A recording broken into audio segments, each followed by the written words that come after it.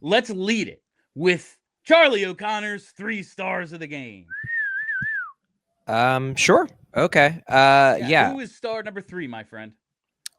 Star number 3, I guess I will go with Trevor Zegras. Big goal to kick off the third period. Love the fact that he took that shot. He actually said after the game in the locker room that he wasn't thinking shot all the way, that he actually was strongly considering passing, but he read Shesterkin and decided he was going to take the shot because of the way that he played the play, and rips one past him and ties the game. Second time in 2 nights, the Flyers tied the game on the first shift of the third period. I know a lot of people hate the Flyers right now, but they don't give up. Okay, they don't. It's true, and that was an example of them not giving up. So third star, Trevor Zegras. It's crazy to me how dangerous a left-handed shot coming down the right side on the rush can be. Weird. Well, you can pass or shoot. Well, Bill, I don't know if that's I don't know if that's really a point you want to make, given which side he came down in overtime. Just saying. I already wrote it in my instant reactions, and I'm going to stick to my take whether it makes sense or not. Who is star number 2? Star number 2, I'm going to go with Sam Ersson. Gives up a really weak goal in the first, but as Trevor Zegras put it, he basically said, look, after all the monster saves he made earlier in that first period when the Flyers were basically not playing hockey for the first 10 minutes of that game, you know what? It's fine. Who cares? Who cares that he gave up a weak goal? He was really good the rest of the game. Sam Ersson, look, he wasn't perfect. Obviously needs to stop giving up these ridiculously weak goals, but on the whole, strong game by Ersson. They don't win this game if Ersson doesn't play really well the rest of the game, especially in that overtime, having that early penalty. Because it's I mean, you all know who the first star is going to be, and he deserves it. But the fact of the matter is that if they score on Ersson on that power play, Michkov is the GOAT. He's the guy who is getting blamed for this. The old definition of GOAT. Yeah. The old definition should go.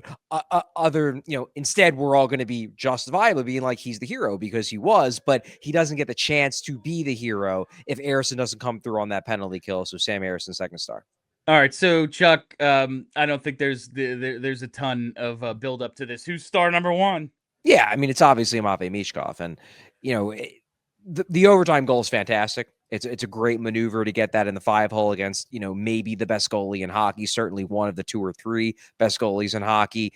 The power play goal was great too. I mean, that's just as a power play is expiring. He finds an open spot. And honestly, look, I'm not going to kill him for the penalty either. He's trying to make a play. He's trying to make a play. Yeah. He's taking the puck to the net. Maybe he could have played that a little bit differently, but especially from a young player, I'm not going to kill him for being aggressive and trying to make a play, not staying on the perimeter, going to the dirty areas, carrying the puck through. So even that play, obviously if the Flyers lose this game on that power play, then he's going to take some heat. But that's not a reckless stick penalty. That's not a guy losing his cool. That's a guy making a play. And you know what? You deal with those penalties. Michkov had a strong game aside from the goals, I thought, especially once the first period got done. I thought he wasn't that great in the first. Rest of the game, he was strong. And obviously he gets 2 big goals. Charlie, I got to run this theory by you because we talked all last year about Michkov's IQ. And we've been talking so much about how he has struggled to get ice time and overtime.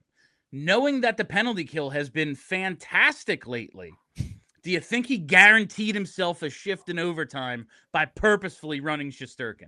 Yeah, I mean, it was very funny. Look, it's very funny that we've all been screaming, give this guy shifts in overtime. I mean, we had this back and forth a couple weeks ago where I'm just like, what's the worst that could happen? You lose. You're losing every overtime game anyway. Give the kid some shifts in overtime. He was real good at it last year. Why not? It is very funny that he gets the shift in overtime because he's coming out of the box. It wasn't a coach's decision. It was basically his decision, and then he makes the play. I did ask Rick Tocchet after the game whether that goal has earned him more usage in overtime. Tocchet said, and believe this if you want, Tocchet said, we had already talked about that during the break, and we were going to start giving him more shifts in overtime anyway. But yes, he is going to get more shifts in overtime. So believe what you will. But he said that the plan was always to use him more at 3-on-3. Again, if you hate Rick Tocchet, you're not going to believe him. If you don't hate Rick Tocchet, you will. That's basically what it comes down to. But the question was asked if he's going to get more 3-on-3 ice time after this goal, and he basically said yes, he will. So there's that. All right, Chuck, outside of the heroics of Matvei Michkov and the real turnaround from Sam Ersson after that dreadful first period goal, what were your other observations from the game? I know you're on limited time here. Yeah, I mean, I thought the first period for the most part was awful.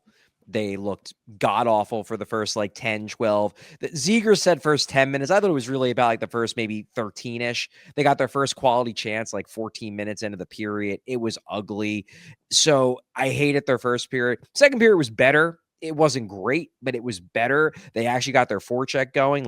I track retrievals of dump-ins in-game, and in the first period, they retrieved 2 of 10. Gained possession on a dump in after trying a forecheck. So the forecheck was non-existent in the first period. Then it was legitimately good in the second. And then in the third, I thought they played legitimately well. The second one, I guess, was a weird period because there was a lot of power play time. Both teams had a lot of power play. So it was a little hard to get into a rhythm. But they were better. Then Zegras comes out in the third. And then it's a good game. Now, to be clear, the Rangers stink. So it's not like they were playing against a great opponent, but I will give them credit for playing their way into the game. And really what it comes down to in the end is they only have a few players on this team that have high-end skill. Trevor Zegras and Matvei Michkov are two of those guys. The two of them came through and finished, because that's been really the biggest problem, even in the lead up to the break, has been they're creating chances. They have puck possession. They're not finishing. They're not scoring. They get in the offensive zone and they don't know what to do. Well, those two guys in theory should know what to do. And tonight they did. And that's why they won this game. That and Sam Ersson shaking off that bad goal and playing well the rest of the way. All right, last thing for me. I know you got to train. Emil Andre in the lineup, first time in a month. Notice anything?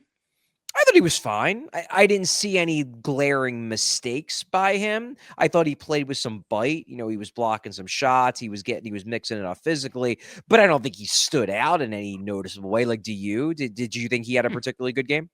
No, you have such an eye for the game, Charlie. I just wanted to know what you thought of it. No. And so much of my show that I had planned got thrown out after the first period, quite honestly, because it was going to be the Kill Sam Ersson show, and now it's the Matvei Michkov show. There you go. I'm like, how can they justify continuing to dress Ersson? Well, why would we talk about that tonight? That's pointless. He was actually kind of good after that first goal. Yeah, so. after that goal. No, talking about Andre, though, again, I thought he was fine. I thought he looked like he belonged in the lineup, I guess is the best way to put it, which I mean, I've always thought he belonged in the lineup. Well, I wouldn't say that he jumped out at me as having a, oh man, how dare you have benched me type of performance. But I thought he was fine, and I don't think he should come out of the lineup for Saturday's game either.